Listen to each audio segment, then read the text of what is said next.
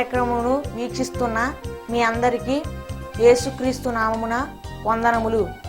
Jesus cares ministries వారి యేసే నా ఆదరణ అను కార్యక్రమునకు స్వాగతము. ఇప్పుడు మా నాన్నగారు పాస్టర్ వై మోహన్ రావు గారు దైవ సందేశం అందించెదరు. దేవుని బిడ్డలారా, దేవుని వాక్యాన్ని శ్రద్ధతో మీరు వినిచున్నలకు దేవుని తరఫున మీకు వందనాలు తెలియచేస్తూ ఉన్నాం. ఈ వాక్యాన్ని విననటువంటి వారు, ఈ వాక్యాన్ని చదువులేనటువంటి వారు ఎంతోమంది ఉన్నారు ఈ లోకంలో. వారికి రక్షణ భాగ్యం కరువైపోయి ఉన్నది. అయితే మనము ఆ విధముగా కాకుండా దేవుని యొక్క వాక్యాన్ని ప్రతి వారము కూడా శ్రద్ధతో వినగలిగినటువంటి భాగ్యాన్ని దేవుడు మనకు అనుగ్రహిస్తూ ఉన్నారు. కాబట్టి ఆయనకి ఎన్నో వందనాలు తెలియచేస్తూ ఉండేటువంటి వారమై ఉండాలి. First I am very thankful to God given this great opportunity to share this word of God with you happily every week in Jesus name. వాక్యాన్ని చదువుకునే ముందు చిన్న ప్రార్థన చేసుకుందాం. అందరూ తలలు ఉంచి కొండ మూసుకొనవలసిందిగా కోరుచున్నాం. ప్రేమ కలిగిన మా యేసయ్య, మీకే లెక్కలేని వందనములు స్తుతులు స్తోత్రములు చెల్లించుకుంటున్నాం. ప్రభువా, ఈ ప్రియ బిడ్డలు మీ వాక్యాన్ని వినిచుండగా మీ గొప్ప మేళ్లతో వాటిని నింపండి నాయన. వాటి కుటుంబంలో శాంతిని సమాధానాన్ని అనుగ్రహించండి ప్రభువా. మీకు స్తోత్రములు చెల్లించుకుంటున్నాం. వాక్యాన్ని వినిచుండగా ఏ విధమైనటువంటి అవంతరములు కలగకుండా మీ కృపా సహాయం తోడుగా ఉంచండి తండ్రి. ప్రతి ఒక్క బిడ్డను దీవించండి, ఆశీర్వదించండి ప్రభువా. ఇదిగో నాయన, ఆర్థిక సమస్యలతో బాధపడుతూ ఉండేటువంటి వారిని నాయన ఆర్థిక సమస్యల నుంచి లేవనెత్తండి. ఈ సమయంలో వ్యాధిగ్రస్తులను ముట్టండి, సహాయం చేయండి, కృప చూపించండి. తద్వారా మీరే మహిమ పొందమని ఈ చిన్ని మనలో పరలోకసరిలో చేరనిమ్మని మా ప్రభును ప్రియకుమారుడు నాయన యేసు నామమున వేడుకొనుచున్నాం తండ్రి. ఆమేన్. వాక్యాన్ని చదువుకుందాం ప్రియులారా. దేవుని యొక్క వాక్యాన్ని శ్రద్ధతో ప్రతి వారు వినాలి. ప్రతి వారు కూడా బైబిల్ గ్రంథాన్ని చదువుకోవాలి. ఆ వాక్య ప్రకారంగా ప్రతి వారు కూడా జీవించడానికి ప్రయత్నం చేసినట్లయితే దేవుడిచ్చేటువంటి ఆ యొక్క తలాంతులను పొందుకోవడానికి అర్హులంగా మనము కనపడుతూ ఉంటాం. ఈ సందర్భంలో హెబ్రీయులకు వ్రాసినటువంటి పత్రిక 10వ అధ్యాయము 36వ వచనంలో ఈ విధముగా వ్రాయబడి ఉన్నది. హెబ్రోస్ చాప్టర్ 10 verse 36. మీరు దేవుని చిత్తమును నెరవేర్చిన వారై వాగ్దానము పొందు నిమిత్తము మీకు ఓరిమి అవసరమై ఉన్నది. మీరు దేవుని చిత్తమును నెరవేర్చిన వారే. ప్రతి వారు కూడా ఏం చేస్తారంటే దేవుని చిత్తం ఏంటో తెలీదు. ఈ యొక్క పనిని దేవుని చిత్తానుసారంగా చేయాలనేటువంటి జ్ఞానము తెలీదు. ఈ పని మొదలుపెట్టి దేవునికి అప్పచెప్పుతారు అనేటువంటి సంగతి అనేటువంటి జ్ఞానము ప్రతి వారికి తెలియదు. ఒకవేళ తెలిసినా కానీ దేవుని చిత్తానికి లోబడనటువంటి వారు చాలామంది ఈ లోకంలో లేకపోలేరు. కానీ దేవుడు చెప్పేటువంటి మాట అది కాదు. దేవుని చిత్తమును నెరవేర్చినటువంటి వారే. ఒక పనిని మొదలుపెట్టినప్పుడు లేకపోతే ఒక సంగతిని మాట్లాడినప్పుడు ఇది దేవుని యొక్క చిత్తమై ఉన్నదని ప్రతి వారు కూడా గమనించాలి. అలాగ గమనించి ఆ పనిని ప్రారంభించినట్లయితే అది సునాయాసముగా చాలా తేలికగా ఆ పని పూర్తవుతుందనేటువంటి సంగతిని తెలుసుకోవాలి. అంటే ప్రతి వారు కూడా ఏం చేయాలంటే వారి యొక్క పని భారాలన్నింటినీ కూడా దేవుని యొక్క చిత్తానికి అప్పచెప్పి ఆ పనిని ప్రారంభించినటువంటి వారై ఉండాలి. అయితే తన స్వబుద్ధిని ఆధారం చేసుకొనక దేవుని యొక్క చిత్తం ప్రకారముగా ఆ పనిని చేసినట్లయితే ఆ పనిని నీవు తుదమిట్టించగలవు అనేటువంటి సంగతిని నీవు మర్చిపోకూడదు. నీ స్వబుద్ధిని ఆధారము చేసుకొనక, అంటే నీ చిత్తానుసారముగా నీ ఇష్టం వచ్చినట్లుగా నీ మనసుకు ఏ విధముగా అయితే తోస్తుందో ఆ విధముగా ఇక్కడ చేయటము కాదు. దేవుని చిత్త ప్రకారముగా ఆ పనిని నువ్వు చేసినట్లయితే దేవుడేం చెప్తున్నాడనంటే, ఆ పనిని నెరవేర్చిన వారే దేవుని యొక్క వాగ్దానము పొందు నిమిత్తము మీకు ఓరిమి అవసరమైనది. దేవుని చిత్తానుసారముగా చేయడానికి ఓరిమి అవసరమై ఉన్నది. ఓరిమి ఏంటంటే టాలరెన్స్, ఓర్పు. వీ నీడ్ టాలరెన్స్ కావాలి ప్రతి ఓరికి. ఈ దినాల్లో చూసినట్లయితే ఈ టాలరెన్స్ అనేటువంటిది కరువైపోయినది, ఈ ఓరిమి అనేటువంటిది కరువైపోయింది. ప్రతి వారిలోనూ కూడా రౌద్రము, ప్రతి వారిలో కూడా దెబ్బలాడుకునేటువంటి స్వభావాలు ఇవన్నీ ఎక్కువైపోతూ ఉన్నాయి తప్ప ఈ ఓరిమి ఎవరిలో కూడా కనబడటం లేదు. ఓర్పు నశించిపోవచ్చున్నది. ఎవరి దగ్గర కనపడుతుందా అంటే దేవుని యందు భయభక్తులు కలిగినటువంటి వారిలో ఈ ఓర్పు కనబడతా ఉన్నది. అంటే ఈ ఓర్పు ప్రతిదీ కూడా అవసరమే. ఓర్పు ప్రతిదానికి అవసరమైనది. ప్రతి విషయంలోనూ కూడా ఓర్పు కలిగినటువంటి వాడువై ఉన్నప్పుడు నీవు దేవుని యొక్క చిత్తాన్నే నెరవేర్చినటువంటి వాడమై ఉంటావు. దేవుని చిత్తాన్ని నెరవేర్చడం అని అంటే ఓర్పు కావాలి, సహనం కావాలి. ఇటువంటి సహనముతోటి నీ యొక్క పని భారానంతటిని కూడా దేవుని వైపు ఉంచి ఆ పనిని నువ్వు పూర్తి చేయటానికి ప్రయత్నం చేయమని దేవుడు చెప్తా ఉన్నాడు. కాబట్టి దేవుని యొక్క చిత్తం ఏంటో నెరవేర్చాలి. దేవుని యొక్క ప్రణాళిక ఏంటో అది మనము తెలుసుకోవాలి. ఆయనకు ప్రార్థన చేసి ఆయన ఎడల మనకున్న సహనాన్ని తెలియచేయాలి ఇతరులకు. ఆయనను బట్టి, ప్రభువారిని బట్టి మన యొక్క సహనాన్ని ఇతరులకు తెలియచేయాలి. ఇతరులకు తెలియచేయాలంటే నీవు ఓర్పు కలిగినటువంటి మనస్తత్వాన్ని కలిగి ఉండాలి. ఈ ఓర్పు కావాలని అంటే ఈ ఓర్పు ఎక్కడి నుంచి వస్తుందంటే దేవుని యందు భయభక్తులు కలిగేటువంటి జీవితాన్ని నీవెప్పుడైతే అలవాటు చేసుకున్నావో ప్రతిదీ కూడా ఆయన నుండే వెలువడుతూ ఉన్నాయి. ఆయనలో నీవు మసులుకోవటం ద్వారా, ఆయన భయభక్తులు కలిగి నువ్వు పూజించుకోవడం ద్వారా ఈ ఓర్పు, ఈ సహనము అనేటువంటి ఈ వరాలని నీవు పొందుకోగలవు. అలాగా నువ్వు ఆ ఓర్మును సంపాదించుకున్నట్లయితే దేవుని చిత్తం ఏమిటో నీవు తెలుసుకోగలవు. దేవుని చిత్తాన్ని నెరవేర్చగలవు అని అంటే ఈ ఓర్పు కలిగేటువంటి పనులను నువ్వు చేయాలి. ఓర్పు ఆయనలోనే ఉన్నది అనేటువంటి సత్యాన్ని నీవు గమనించి ఆ ఓర్పు కలిగినటువంటి క్రియలని నీవు చేయటానికి ప్రయత్నం చేయి. కీర్తనల గ్రంథము 37వ అధ్యాయము 7వ వచనములో ఈ విధముగా నీతో మాట్లాడుతున్నా ఉన్నారు. యెహోవా ఎదుట మౌనముగా ఉండి ఆయన కొరకు కనిపెట్టుము. దేవునికి స్తోత్రము. యెహోవా ఎదుట మౌనముగా ఉండి ఆయన కొరకు కనిపెట్టుకొని ఉండుము. ఆయన యొక్క చిత్తం ఏమిటో, నీ ఎడల ప్రణాళిక ఏమిటో, నీ జీవితానికి పరమార్థం ఏమిటో, నువ్వు చేసేటువంటి పనులు ఏ రకముగా కనబడతా ఉన్నాయి, ఎలాగ ఉన్నది, నీ యొక్క జీవితాన్ని ఒక అద్దములాగా నువ్వు చూసుకోవాలని అంటే ఆయన ముందు నువ్వు సాగిలపడి నీ చిత్తం ఏమిటో, నీ గురించి ఆయన ఏమి చేయదలుచుకున్నాడో, ప్రణాళిక ఏమిటో, నీ గురించి ప్లాన్ ఏమిటో అది ఆయన చేతిలో ఉన్నది. ఆయన చేతిలో ఉందంటే అది నువ్వు తెలుసుకోవాలని అంటే ఆయన ఎదుట మౌనముగా ఉండి సాగిలపడి నీవు ప్రార్థన చేసుకో. నీ యొక్క పరిస్థితి ఏమిటో, నీ యొక్క ఆ బాధలలో నీవు సతమతమవుతూ ఉండేటువంటి ఆ క్రియలు ఏమిటో, నీవు లేవలేనటువంటి పరిస్థితి ఏమిటో, ఇదంతా ఆయన చిత్తానికి వదిలిపెట్టి నీవు ఆయన గురించి కనిపెట్టు.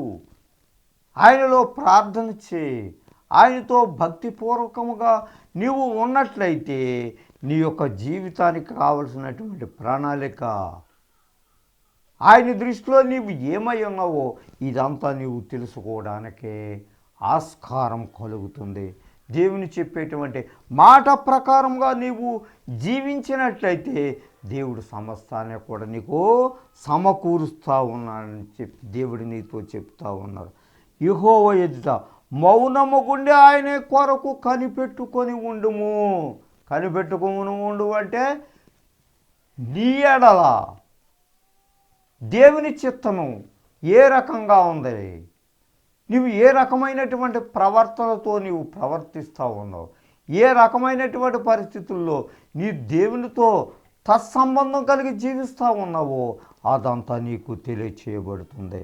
తన మార్గమున వర్ధిల్లు వారిని చూసి వ్యసన పడకము, దురాలోచనలు నెరవేర్చుకొని వారిని చూసి వ్యసన పడకము. దురాలోచనలు చేసేటువంటి వ్యక్తి ఎప్పుడు కూడా ఆ దురాలోచనలతోటే ఉంటాడు. రాజకీయం చేసేటువంటి వ్యక్తి ఎల్లప్పుడూ కూడా ఆ రాజకీయమైనటువంటి మనస్తత్వంతో ఉంటాడు. దేవుని సన్నిధిలో ఉన్నంతసేపు ఉండి బయటకు వచ్చిన తర్వాత ఆయన యొక్క పనులేమిటో, ఆయన యొక్క భారం ఏమిటో, ఆయన యొక్క చెడ్డ తలంపులేమిటో అతని గురించే వెంటాడుతూ ఉంటాయి. అతని యొక్క పనులు మార్పు లేనటువంటి జీవితం కలిగి నువ్వు జీవిస్తూ ఉన్నావు. ఇక ఎప్పుడు నీవు మార్పు చెందేటువంటి పరిస్థితిలో నువ్వు కనపడతావు అని నీవు దేవునిలో నీవు అడుగు. అయితే ఈ సంవత్సరం అంతా కూడా అనేక రకాలైనటువంటి దుష్టక్రియలతోటి నీవు జీవించావు. శాంతి సమాధానము లేనటువంటి బ్రతుకులో నీవు జీవించి ఉన్నావు. అయితే నీ జీవితానికి ఈ విధమైనటువంటి పరమార్థము కనబడటం, నీ బ్రతుకులో ఎప్పుడు కూడా మార్పు లేదు. మౌనముగా ఉండి ఆయన కొరకు కనిపెట్టుకొని ఉండుము అని దేవుని యొక్క వాక్యం సెలవిస్తూ ఉంటే నీలో ఉండేటువంటి రౌద్రము, నీలో ఉండేటువంటి ఆ గర్వము, ఆ గర్వపు మాటలు చావలేదు. ఎన్నో క్రిస్మస్ దినాలలో నీవు పాల్గొంటున్నావు. ఆ రొట్టె ద్రాక్షారసములో నీవు పాల్గొంటున్నావు. పాలు పంపులు పొందుతూ ఉన్నావు. కానీ నీ జీవితంలో ఏ విధమైనటువంటి మార్పు కనబడటం లేదు. కాబట్టి దురాలోచనలు చేయవారిని చూసి నీవు వ్యసన పడకము. వారి యొక్క పరిస్థితి అంతా కూడా ఆ రకంగానే కనపడుతుంది. అతని యొక్క పరిస్థితి ఎల్లప్పుడూ దురాలోచనలు చేసేటువంటి మనస్తత్వంతో ఉంటాడు. స్త్రీ కానీ పురుషుడు కానీ దేవుని యొక్క భయము వారిలో కనబడటం లేదు. కానీ దేవుడు చెప్పేటువంటి మాట అది కాదు. నీవు ఎల్లప్పుడూ కూడా ఆయన సన్నిధిలో మౌనముగా ఉండి ఆయన కొరకు కనిపెట్టుకోను. దేవుడు ఒక రకంగా చెప్తే ఈమె పరిస్థితి అంతా కూడా దేవునిలో ఒక రకంగా కనబడతా ఉంది. కాబట్టి ఏ విధమైనటువంటి వర్ధిల్లేటువంటి మనస్తత్వం ఏమీ కూడా కనబడటం లేదు. కాబట్టి దేవునిలోకి వెళ్తున్నామనంటే, దేవునిని నమ్ముకుంటున్నామనంటే, ఇన్ని సంవత్సరాలుగా దేవుని ఆరాధిస్తున్నామనంటే ఏదో కొంత మార్పు అయినా ఆమె యొక్క జీవితంలో కావాలని దేవుడు అడుగుతూ ఉంటున్నాడు. అయితే దేవుని యొక్క మాటలను పెడను పెట్టి ఇతని యొక్క ప్రవర్తన అంతా కూడా ఇతను స్వతసిద్ధంగానే దేవుని యొక్క తలంపులను ప్రక్కన పెట్టి ఈ తలంపులతోటే ముందుకు వెళ్ళేటువంటి మనుషులు చాలామంది లేకపోలేదు. కానీ దేవుడు వారిని చూసి ఇక్కడ హర్షించటం లేదు. వారిని చూసి చాలా విచారిస్తూ ఉన్నాడు. ఎందుకనంటే ఎన్నో సంవత్సరాలు ఆ వ్యక్తి మీద నుంచి గతించిపోతూ ఉన్నాయి. ఎన్నో సంవత్సరాలు దేవుని తెలుసుకున్నట్లుగా యాక్ట్ చేస్తూ ఉన్నాడే తప్ప నిజమైనటువంటి మారు మనసు, నిజమైనటువంటి రక్షణ భాగ్యాన్ని ఏమి కూడా పొందుకోలేనటువంటి మనుషులు చాలామంది ఉన్నారు. కాబట్టి ఆయన ఎదుట మోకాళ్ళుండి మౌనముగా ఆయన గురించి కనిపెట్టుకొని ఉండుము. ఆయన గురించి కనిపెట్టుకున్నట్లయితే దేవుని యొక్క చిత్తం ఏమిటో ఆయన నీకు తెలియచేస్తూ ఉంటాడు. కాబట్టి దేవుని యొక్క చిత్తానుసారముగా దేవుని యొక్క ప్రణాళిక చొప్పున నడుచుకునేటువంటి మనుషుడు చాలా ధన్యుడు, చాలా ఉత్తమమైనటువంటి వాడుగా ఇక్కడ పరిగణింపబడుతూ ఉన్నాడు. అంతే తప్ప నీ స్వబుద్ధిని ఆధారము చేసుకొనక నీ ఇష్టానుసారమైనటువంటి పనులు నువ్వు దేవునికి వ్యతిరేకముగా చేయవద్దు అని దేవుడు చెప్తా ఉన్నాడు. కీర్తన గ్రంథము 40వ అధ్యాయము 1వ వచనములో ఈ విధముగా మనతో మాట్లాడు. The book of Psalms chapter 40 verse 1. యెహోవాకు నేను సహనముతో కనిపెట్టుకొని ఉంటిని, ఆయన నాకు చెవియొగ్గి నా మొర ఆలకించెను. నీలో సహనం ఉంటే యెహోవా కొరకు నేను సహనముతో కనిపెట్టుకొని ఉంటిని. నీలో ఉండేటువంటి సహనం ఎంతవరకు ఉంది, నీలో ఉండేటువంటి మంచి ఎంతవరకు ఉంది అని దేవుడు కనిపెడతా ఉన్నాడు నిన్ను గురించి. దేవుని దాక్కుకొని నీవు తిరిగేటువంటి మనుష్యుడవు కాదు. దేవునికి తప్పించుకొని తిరిగేటువంటి మనుషుడు ఎంత మాత్రము కూడా వర్ధిల్లలేడు. ప్రతి దానిని కూడా, ప్రతి సమయాన్ని కూడా, ప్రతి ఒక్క మాటని కూడా గమనించేటువంటి దేవుడు. యెహోవా కొరకు నేను సహనముతో కనిపెట్టుకొని ఉంటిని. కాబట్టి ఆ సహనము నీలో కావాలని దేవుడు కోరుకుంటూ ఉన్నాడు. సహనానికి బదులుగా నీకేముంటుందని అంటే ఆ రౌద్రము, నీలో ఉండేటువంటి కోపము, నీలో ఉండేటువంటి మత్సరము, నీలో ఉండేటువంటి ప్రతి అహంభావమైనటువంటి క్రియ నిన్ను వెంటాడుతూ ఉంది. అలా అహంభావంతో ఉన్నంత కాలము కూడా నీవు వర్ధిల్లలేవు. అలా అహంభావంతో కలిగిన, గర్వంతో కలిగినటువంటి ఆ మనస్తత్వమే నిన్ను వెంటాడుతూ ఉంది, దేవునికి దూరం చేస్తూ ఉంది. అందుకని నీ బ్రతుకు ఎప్పుడు కూడా అంతంత మాత్రంగానే కనబడతా ఉంది. దేవునిలో నువ్వు వర్ధిల్లటం లేదు.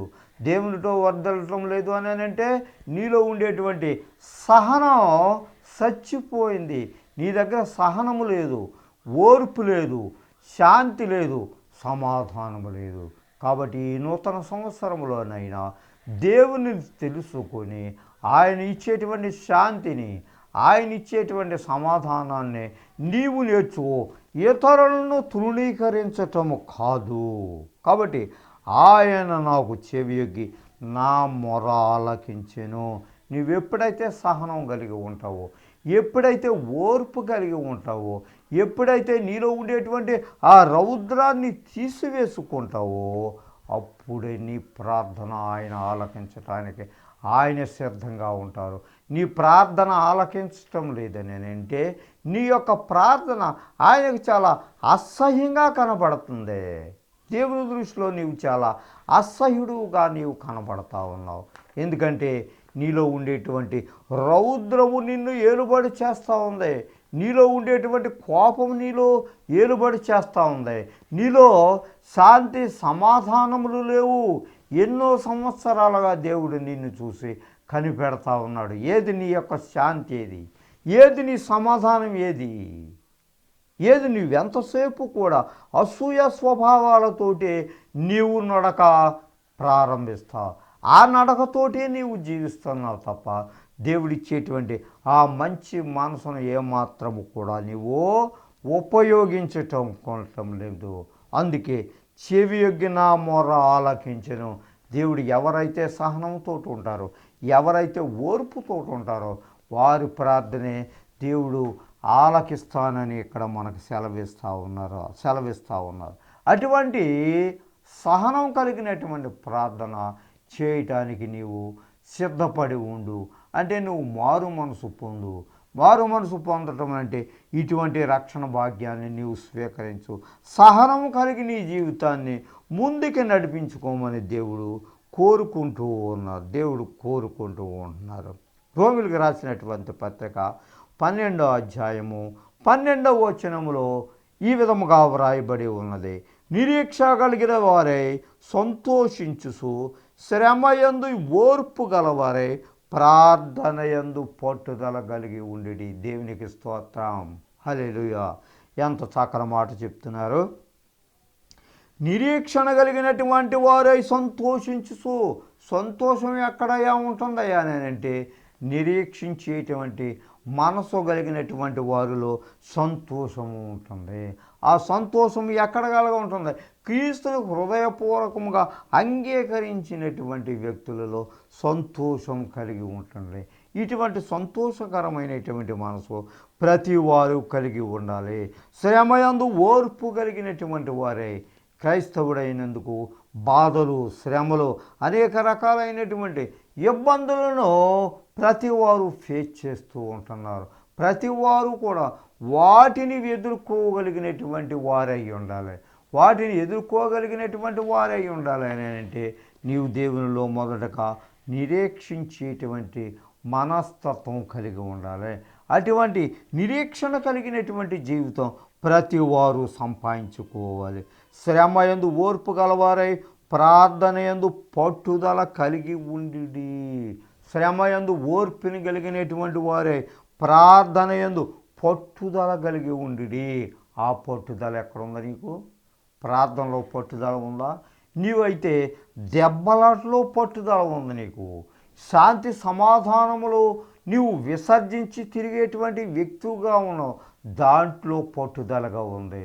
సహనం ఏమాత్రము లేదు. సహనం అంటేనే నీకు తెలీదు. ఆ పట్టుదల నీకు ఎక్కడ ఉందనంటే ఒక మనిషిని క్రిందకు త్రొక్కేసి వంటి ఆ పరిస్థితిలో పట్టుదల కలిగి ఉన్నావు నీవు.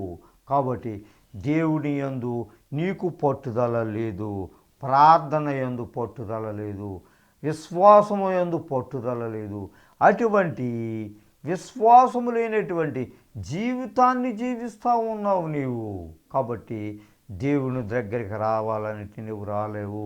దేవుళ్ళను ప్రార్థన చేయాలని అంటే నీవు చేయలేవు. ఎందుకయ్యానని అంటే నీలో విశ్వాసము లేదు కనుక.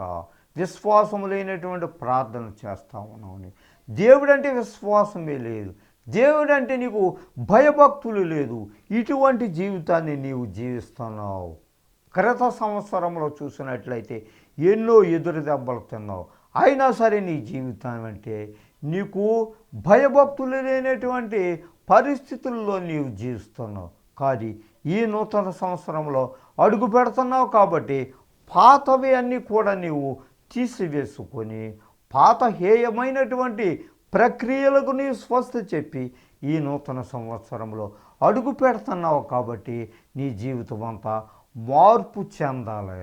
దేవుని యొక్క వాక్య ప్రకారంగా నీవు నడుచుకున్నట్లయితే, దేవుని యొక్క వాక్యాన్ని హృదయపూర్వకంగా అంగీకరించి ఆయనలో నువ్వు జీవించినట్లయితే నీవు నూతనంగా జీవించగలిగినటువంటి మనస్తత్వాన్ని సంపాదించుకోగలవు.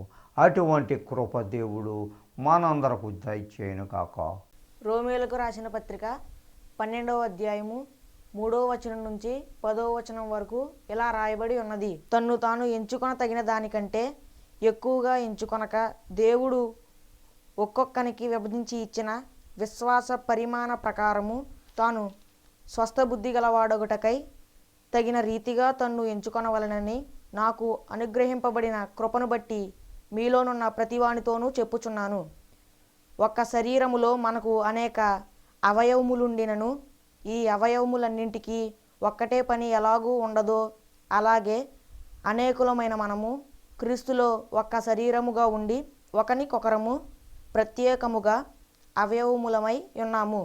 మనకు అనుగ్రహింపబడిన కృప చొప్పున వేర్వేరు కృపావరములు కలిగిన వారమై ఉన్నాము గనుక ప్రవచన వరమైతే విశ్వాస పరిమాణము చొప్పున ప్రవచింతము, పరిచర్య అయితే పరిచర్యలోను, బోధించువాడైతే బోధించుటలోను, హెచ్చరించువాడైతే హెచ్చరించుటలోను పని కలిగి ఉందుము.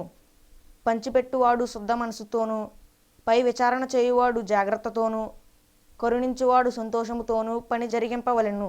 మీ ప్రేమ నిష్కపటమైనదై ఉండవలెను. చెడ్డదానిని అసహించుకొని మంచిదానిని హత్తుకొని ఉండుడి.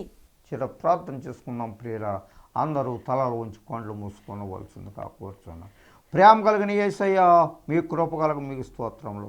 ఇదిగో నాయనా, పాత సంవత్సరంలో అనేక రకాలైనటువంటి హేయ కార్యములు, అబద్ధ కార్యములు, ఎన్నో మోసకరమైనటువంటి ప్రక్రియల్లో జీవించినటువంటి మమ్ములను నాయనా మీ పరిశుద్ధమైనటువంటి రక్తంతో కడిగి పవిత్రపరిచి ఈ నూతన సంవత్సరంలో ప్రవేశపెట్టబోతూ ఉన్నారు. మీకు స్తోత్రములు చెల్లించుకుంటున్నాం.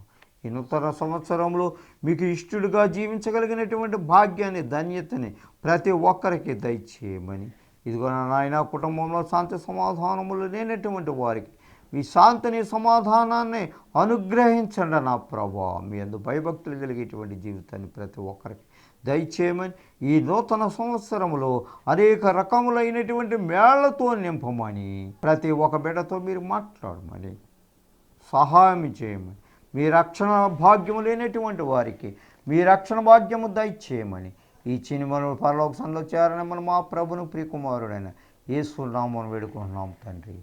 ఆమేన్.